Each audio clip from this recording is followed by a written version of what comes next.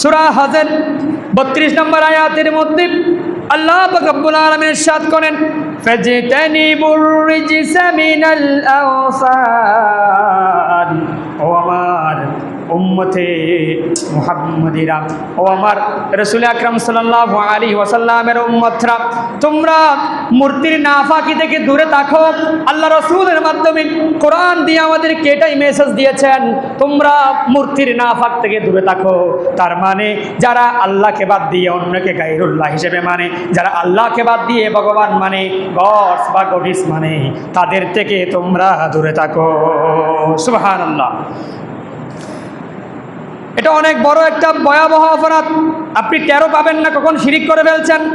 সূরা আনআমের 88 নম্বর আয়াতের মধ্যে আল্লাহ রাব্বুল আলামিন ইরশাদ করেন, ওয়ালাউ আশরাকু লাহাবিতা আনহুম মা কানু ইয়ামালুন।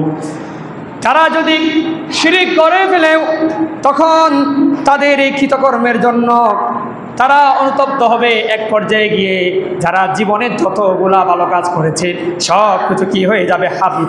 হাবিতাত আমালুকুম, অর্থাৎ তাদের ওই আমলগুলা নিমিষেই ধ্বংস হয়ে যাবে।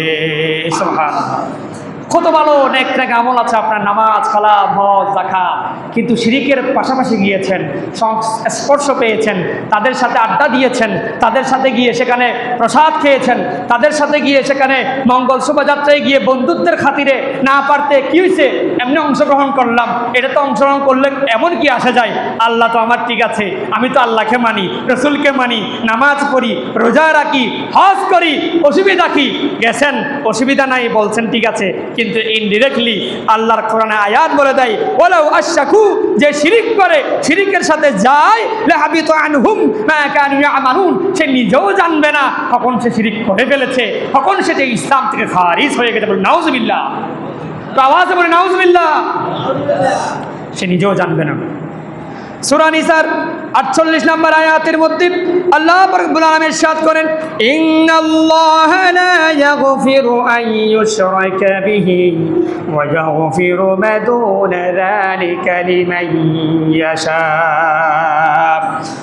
ইন্নাল্লাহ, নিশ্চয় আল্লাহ তাআলা, লা ইয়াগফিরু, ক্ষমা করেন না, আইয়ুশরাকা, যারা শিরিক করে, ওয়া ইয়াগফিরু মা দুনা যালিকা লিমান ইয়াশা, শিরিক ছাড়া সে দুনিয়ার জমিনের যত ধরনের অপরাধ করতে থাকে ওই অপরাধগুলো আমি আল্লাহ মাফ করে দিয়ে একমাত্র শিরিক করার কারণে তাকে আমি কখনো ক্ষমা করব না।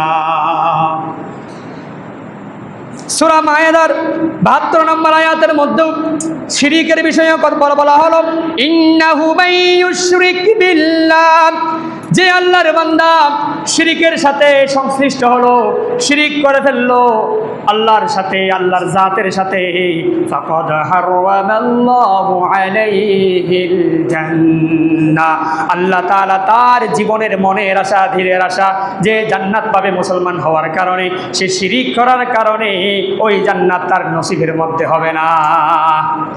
আল্লাহু আকবার। এত কিছু করতেছি জান্নাত পাওয়ার জন্য, তাহলে সামান্য কিছু ত্যাগ দিতে পারবো না? আমরা পারবো কিনা? ইনশাল্লাহ। আমরা অপসংস্কৃতি যেগুলাতে শিরিকের গন্ধ আছে সেগুলার দ্বার কাছেও যাব না ইনশাআল্লাহ। ওয়া মা লিয-যালিমিনা মিন আনসার, জালিমদের জন্য কেউ সাহায্যকারী নাই।